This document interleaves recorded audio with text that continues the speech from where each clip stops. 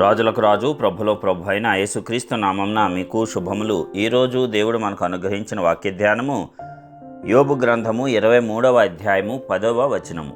నేను నడుచు మార్గము ఆయనకు తెలియను, ఆయన నన్ను శోధించిన తరువాత నేను సువర్ణము వలె కనబడుదును. ప్రియులారా, ఈ వాక్య ధ్యానమును మనం పరిశీలించుకున్నప్పుడు యోబు చెప్తున్నటువంటి మాట, మనము నడిచే ప్రతి మార్గములు దేవునికి తెలుసును అని గుర్తించినటువంటి భక్తుడు యోబు చెప్తున్నాడు కదా, నేను నడుచు మార్గము ఆయనకు తెలియను. నేను ఎలాంటి మార్గంలో నడుస్తున్నాను, అది చెడ్డదా మంచిదా పరిశోధించువాడు దేవుడు. మనం అనుకుంటాం మన మార్గములన్నీ సరి అయినవే అని, కానీ దేవుని దృష్టిలో మన మార్గములు సరి అయినవిగా ఉండాలి.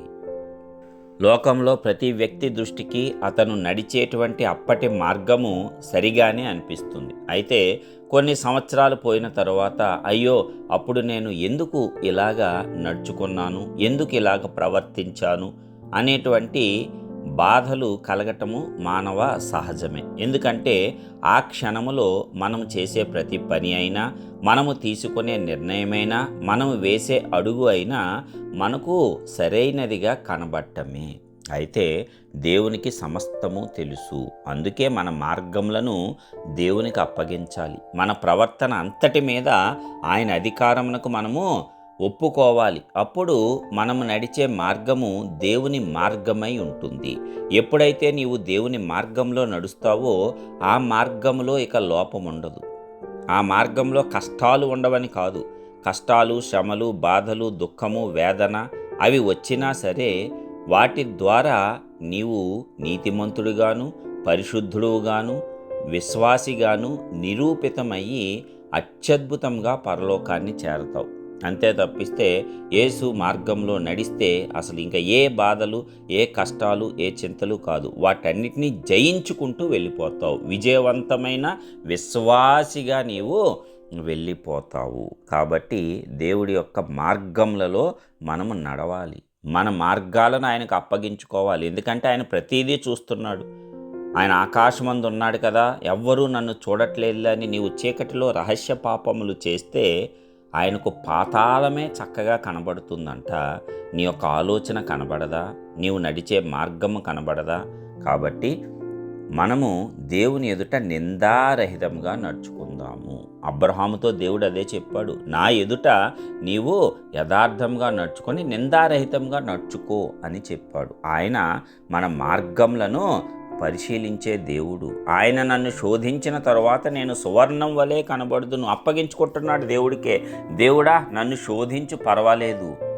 ఇదే దావీదు కూడా అంటాడు, నీకు ఆయాసకరమైన మార్గములు నా యందు ఉన్నవేమో చూడయ్యా, నిత్య మార్గంలో నన్ను నడిపించి అవన్నీ తొలగించి అంటాడు. ఏ భక్తుడైనా దేవునితో కలుసుకున్న అన్యోన్య సహవాసం కలిగినటువంటి ఏ విశ్వాసి అయినా ఇలాంటి మాటలే పలుకుతాడు.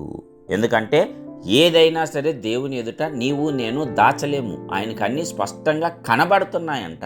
మన ఆలోచన కనబడుతుంది, మన తలంపు కనబడుతుంది, మనం తీసుకునే నిర్ణయాలు, వేసే అడుగులు నీవు ఇతరులకు చెప్పకుండా మనస్సులో ఏదో ఆలోచించుకోవచ్చు, అది కూడా దేవునికి కనబడుతుంది. కాబట్టి దేవుని యొక్క ఏమి దాయవద్దు. ఆయన మార్గంలో మనము నడుచుకొని మన మార్గంలన్నీ ఆయనకు అప్పగిద్దాం. ఆయన శోధించినప్పుడు అప్పగించుకొని ఆ శోధనలో విజయవంతంగా బయటకు వచ్చి సువర్ణం వలె మెరుద్దాము.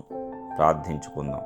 సర్వోన్నతుడైన గొప్ప దేవ, ప్రియ పరలోకపు తండ్రి, నీ ఘనమైన శ్రేష్టమైన నామానికి వందనాలు. అవును తండ్రి, మీరు ఇచ్చినటువంటి మరొక గొప్ప అవకాశము, ఈ యొక్క దినమును బట్టి వందనాలు. మరి ఇచ్చిన వాక్యం బట్టి స్తోత్రాలు చెల్లిస్తున్నాం. అవును తండ్రి, మరి మేము నడిచే మార్గములన్నీ నీకు తెలుసు కాబట్టి మేమేది నీ యొద్ద దాయకుండా నీకు అప్పగించుకునేటువంటి జ్ఞానమును మాకు అనుగ్రహించండి. అదేవిధంగా మీరు మమ్మల్ని శోధించిన తర్వాత సువర్ణం అంటే బంగారం వలె ప్రకాశిస్తాం. అవునయ్యా, బంగారం మట్టిలో దొరికినప్పుడు మరి దానితో పాటు మట్టి, మిగతా రకములైనటువంటి మలినాలు ఉంటాయి. దానిని అగ్నిలో పుటం వేసినప్పుడే మలినములన్నీ పోయి మరి శుద్ధ సువర్ణముగా అది ప్రకాశిస్తుందయ్యా. ఆ ప్రకాశం కనబడుతుంది. మేము కూడా అలా ప్రకాశించాలని మాలో ఉన్న మలినాలన్నీ తొలగిస్తున్నందుకు మీకే వందనాలు. వాటన్నిటినీ మీకు అప్పగించుకోవచ్చు.